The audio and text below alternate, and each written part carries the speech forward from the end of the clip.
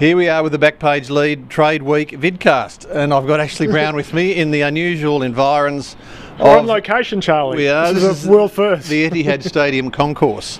And this behind me is where it all happened today, Ash. And the big news, I guess, of the morning is Chris Tarrant moved back to his original club, Collingwood, from Fremantle. That's right. The deal was done today for an exchange of draft picks. So essentially, I think a third-round pick is the sort of weighted difference that goes back to Fremantle. There was an exchange of second-round picks as well in there somewhere, but he gets to go back home. The analysis will weigh on whether there was any sort of bullying by Collingwood or Tarrant's management to get the deal done, but in the end, he got back there. Freo, in the end, did the deal. It being announced at deal at the Lexus Centre shortly, the Westpac Centre, but a good outcome, I think, for Tarrant. Happy to be back to play out his career and perhaps get one last chance to play in the Premiership side.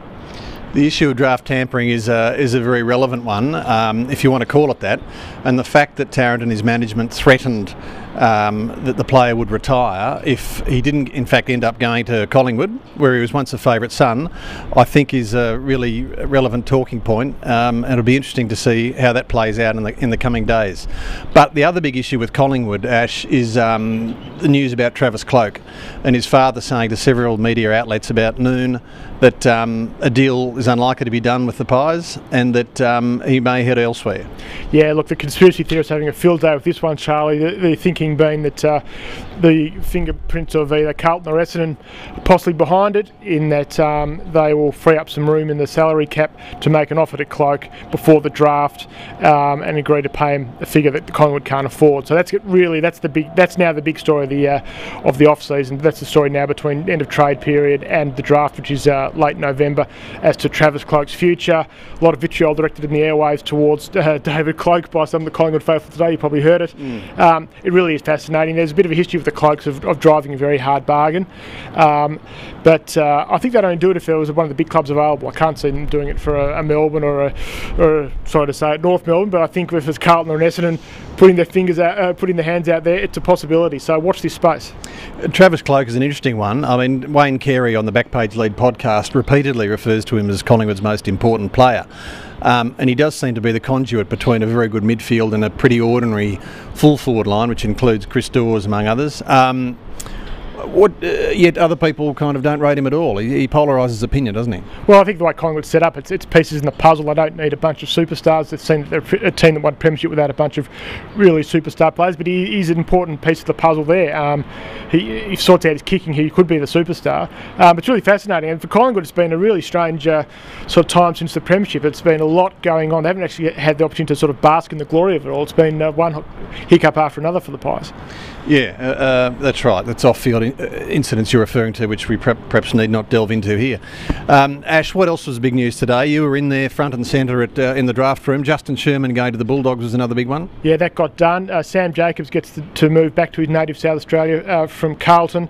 A lot of our Kyle Cheney from the Demons went to Hawthorn. I said big news. Yeah, well, that's not big news. I guess the big news is the guys who didn't make a move. And then Basher Hurley didn't get his move from Essendon to Richmond. He's walked out on the club. Essendon said he's still a required player when Agent Dodoro spoke to the media afterwards.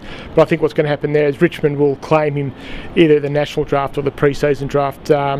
He's out of contract and I think ready to walk. Josh Hill didn't get from the Bulldogs to Hawthorn, which is interesting because the Bulldogs all along were asking for a second-round pick. Hawthorn at the last minute came in with the offer of the second-round pick, but the Bulldogs then took him off the table. So that one didn't happen. And Andrew Walker from Carlton? Andrew Walker stays at Carlton again. He's been on the trade table for a couple of years, but they couldn't get that deal over the line, so he remains at Carlton. What was interesting as well, Charlie, it was the exchange of draft picks, which for the first time the AFL has allowed, following the American model of allowing clubs to trade current draft picks for future draft picks. So we had the situation today where Geelong... Explain that for nuffs like me who don't understand the subtleties of it. Well, it means that you've got a draft pick now. You can trade a draft pick in the coming draft to a draft in a pick in a future draft down the track. So that's what happened today with Geelong. Geelong received 2 compensatory picks for Gary Ablett in the first round.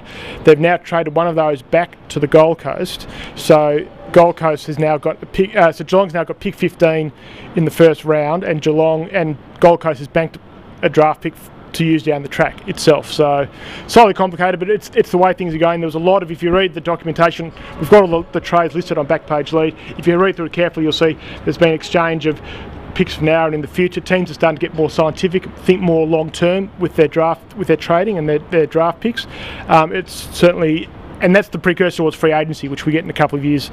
Once we get back to uncompromised drafts, we get free agency and we get this sort of on-trading of draft picks, which makes, for if you like that, so if you're into this sort of personnel type of thing, it's actually really fascinating. Free agency, do you think a done deal over the line? I think it is a done deal. I think it comes in from 2013. Once the uncompromised drafts are done, we'll be having free agency in the AFL. Okay, so in summary, I think the Chris Tarrant deal is probably the highlight of the trade week, which kind of promised a great deal but didn't deliver an awful lot in the end. I think there were 20 deals done. Tarrant ending up back at Collingwood, which could prove a fantastic move if in fact the Travis Cloke negotiations break down. Yeah, that's right. I think it's because it's Collingwood. It's the storyline. He's probably the most high-profile player to change clubs. The Bulldogs have definitely come out of this trade period with a lot. They've injected more pace into their side now with Jakura from Geelong and also Sherman from Brisbane. They're looking plus a couple of draft picks coming in, a father and son pick. So they've got a decidedly fresh edge to them next year, which is interesting. So I think Rodney Eads has decided to turn over the side a little bit more. So they're a team to watch too. And the Gold Coast Suns, of course, let's not forget them. They had seemingly a fantastic trade period. Have built a team that may, in fact, challenge for the 8 next year. Probably finish just outside it, but all the omens bode well for sort of 2 and 3 and 4 years down the track. Yeah, they've built a good side, a very solid back line with a couple of offensive stars, obviously like Gary Ablett and Michael Riscatelli. And they've been smart. They've banked a couple of draft picks for the future because next year, of course, it's Greater Western Sydney that comes in with all these priority picks. But Gold Coast will be an active player in next year's draft if they choose to be. Ashley Browne, thank you for those insights. Here we are outside Gate 2 at Etihad Stadium, and we'll farewell you and see you for our next vidcast later in the week.